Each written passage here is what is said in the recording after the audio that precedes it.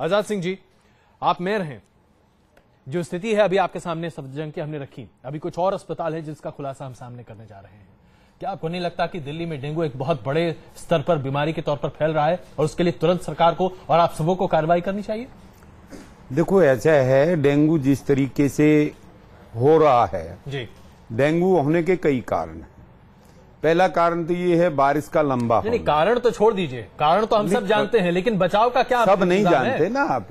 दिल्ली के अंदर जो कारण है, एक तो लंबी बारिश होना, दूसरा 35% क्षेत्र हमारा ऐसा है जिसके अंदर पानी नहीं है और पानी टैंकर के द्वारा वहां पर जाता है तो और 15 दिन तक एक आदमी को पानी रखने के लिए मजबूर होना पड़ेगा, टब वगैरह जी, तो उसमें डेंगू का मच्छर पैदा होगा। अरे लेकिन इलाज कैसे होगा?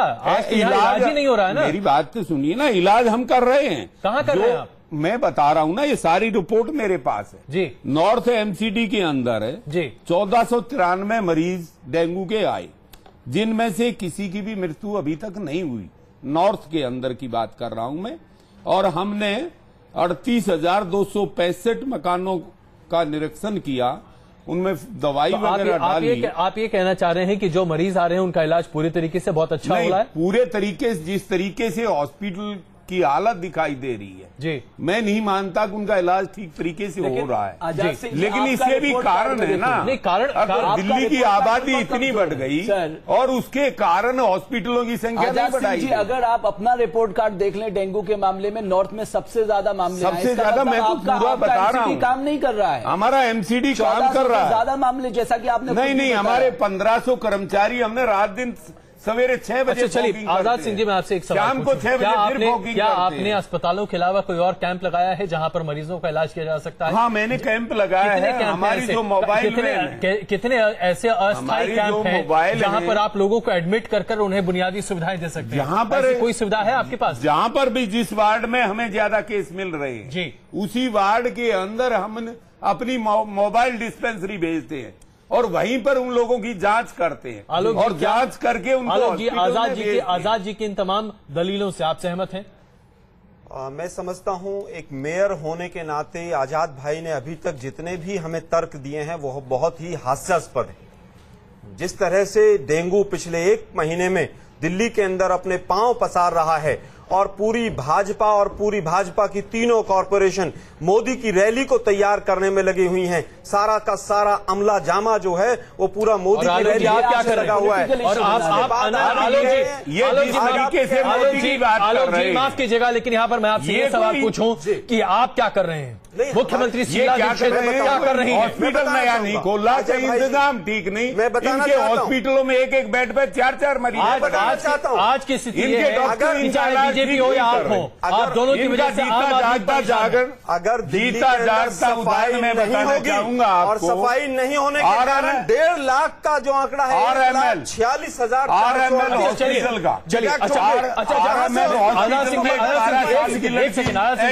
एक सेकंड, वो ठीक होकर चली गई और हॉस्पिटल में उसने मरा हुआ दिखा दिया। 1.5 लाख ये हॉस्पिटल की रिपोर्ट एमसीडी की वेबसाइट पर लड़की जिंदा है। अगर आप 1,46,000 केसेज, शर्मा साहब इसको आप पॉलिटिकल इशू क्यों बना रहे हैं? सीधा मैं बता रहा हूं आपको, देखिए सच्चाई ये है, आप दोनों लोगों को ये मानना होगा कि मॉस्किटो ब्रीडिंग की जब तक आप नहीं रोकेंगे तब तक ये केसेस कम नहीं होंगे। 1,46,438 घरों में मॉस्किटो ब्रीडिंग के मामले पाए गए हैं। आपने क्या कार्रवाई की है? इसका मतलब आंकड़े हैं ये सर। आप जिन घरों में हमने हॉकिंग की, आप लोग दोनों 28,600 आप लोग दोनों अपनी फाइलें पढ़ते रहे। आइए हम चलते हैं सौरभ गहलोत जी के पास। सौरभ जी, जरा हमें यह बताइए कि क्या कहीं से भी, माफ कीजिएगा एक सेकंड, हमारे आपके पास हम एक सेकंड आ रहे हैं आपके पास, आलोक जी और आजाद साहब हमारे आपके पास। लेकिन सबसे पहले सौरभ जी नहीं होता डेंगू का मच्छर साफ पानी पैदा हो। साहब अभी आप कह रहे हैं गंदा पानी आ रहा है। आलोक जी मेरी नॉलेज दुरुस्त है। दिल्ली के ऊपर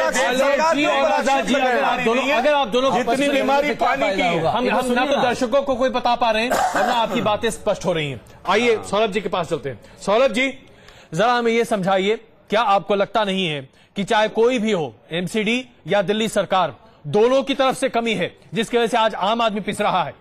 देखिए ये चीज बिल्कुल क्लियर हो चुकी है। जो भी हमने पहले फिल्म देखी सफदरजंग में, सबसे पहले तो मूलभूत सुविधाओं की कमी है। अगर मान लीजिए ये डेंगू ऐसा नहीं है इस साल पहली बार आया है, ये हर साल आता है, हर साल एक एपिडेमिक आती है, हर साल हम सुनते हैं कुछ ना कुछ नए वादे या नई चीजें, लेकिन उसके बाद कुछ नहीं होता है। क्या हमें ये नहीं मालूम किन महीनों में डेंगू आता है? क्या हम उन महीनों से 2-3 महीने पहले की तैयारी नहीं कर सकते? बिल्कुल। क्या तैयारी? मान लिया ये सामान्य घटना है, हर साल आएगी, क्योंकि हमने 2010 में 6000 से ज्यादा मामले देखे थे जब CWG का काम चल रहा था। ये बात आपकी बिल्कुल सही हो सकती है कि आपने 6000 मामले देखे होंगे, लेकिन उन 6000 मामलों से हमने क्या एग्जाम्पल लिया, क्या तैयारी करी? क्या आज की डेट में हमारे पास बेड्स अवेलेबल है? क्या हमारे पास डॉक्टर्स अवेलेबल हैं? क्या स्टाफ अवेलेबल है? बिल्कुल कुछ भी उपलब्ध नहीं है सौरभ जी, और यही बात डॉक्टर सौरभ जो बात उठा रहे हैं, यही सच आज आपके सामने हम उजागर कर रहे हैं। आइए अब आपको दिखाते हैं, हमने अभी आपको दिखाया सफदरजंग का हाल, आइए अब राम मनोहर लोहिया अस्पताल का आलम आपको दिखाते हैं। दिल्ली सरकार की इसमें खासी पहट है और इस अस्पताल को दिल्ली सरकार के मातहत रखा जाता है।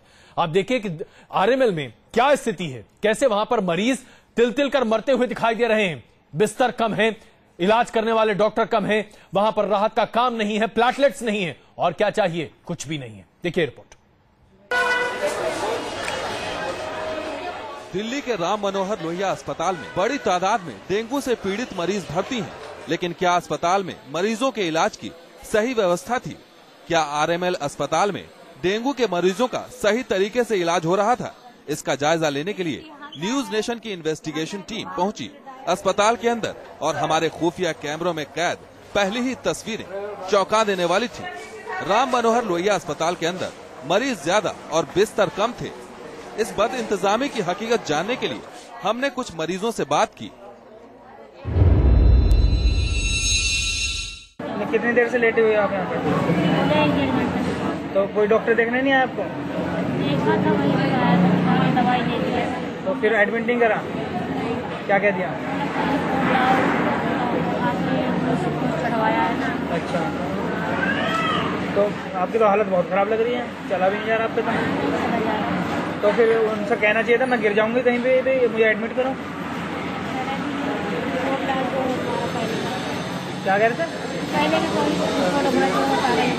कहाँ से आई आप? जखीरा नेहरू नगर। क्या नाम है? नीता।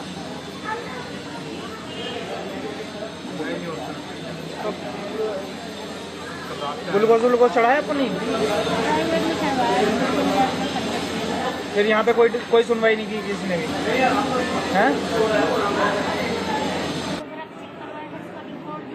नीता नाम की इस मरीज से बात करके ये साफ हो गया था कि राम मनोहर लोहिया अस्पताल में डेंगू के मरीजों की हालत क्या थी।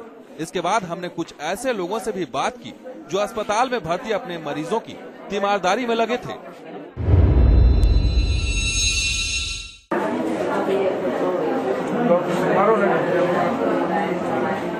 क्या बता रहा हूँ? प्लेटलेट्स का एक ही बिस्तर पे कैसे देखा? जगह नहीं है। जगह नहीं है। कहाँ से आए हो? पटेल सभी बैठक पे 2-2 मरीज क्या चक्कर है? जगह नहीं, पहले ट्रॉली पे गए, अब सीधा से सीधा जो मिलने की अस्पताल में सीधा ये देख लो जैसे लेटे ये तीमारदार इस उम्मीद से अस्पताल आए थे कि इनके मरीज का सही तरीके से इलाज हो जाएगा, लेकिन अस्पताल आकर ये सब होगा इस बारे में शायद इन्होंने सोचा भी नहीं था। हम इतने बड़े अस्पताल के ऐसे हाल देखकर हैरान थे, और ये सब क्यों और कैसे हो रहा है ये जानने के लिए हमने अस्पताल में काम करने वाली नर्सों से बात की। बेड पे 2-2 मरीज को लिटा रखे हैं। हाँ, ऐसा होता है, इमरजेंसी बेड खाली नहीं है तो फिर हम वापस घर भेज दूं। आप ये बताओ, लिटा दो नहीं लेटाना है तो वापस घर उससे तो इन्फेक्शन और बढ़ेगा ना। तो पीछे लेटाना है भैया? हैं? पीछे लेटाना है फिर? पीछे क्या नीचे? नीचे लेटाना है, फिर हम किधर लेटा देंगे बताओ फिर? वो इमरजेंसी में 2-3 बेड है लिटा पड़ता। और फिर नहीं है तो हम किधर लेटा देंगे? हमारा सर पे कब लेटा देंगे क्या? इस नर्स की बातें करने का अंदाज थोड़ा रूखा था, लेकिन इनकी बातें ये साबित करने के लिए काफी थी कि संसाधनों की कमी और मजबूरी अस्पताल का स्टाफ भी कबूल कर रहा है और इसी वजह से बीमार मरीजों को बिस्तर बांटने पर भी मजबूर होना पड़ रहा है। दिल्ली से दीपक त्यागी के साथ वीरेंद्र वशिष्ठ, न्यूज नेशन। तो ये है स्थिति अस्पतालों की, और अमूमन इन अस्पतालों में बेडों की हमेशा कमी रहती है, डॉक्टरों की कमी, नर्सिंग की कमी। ये देश की एक ऐसी स्थिति है जिसको सुधारना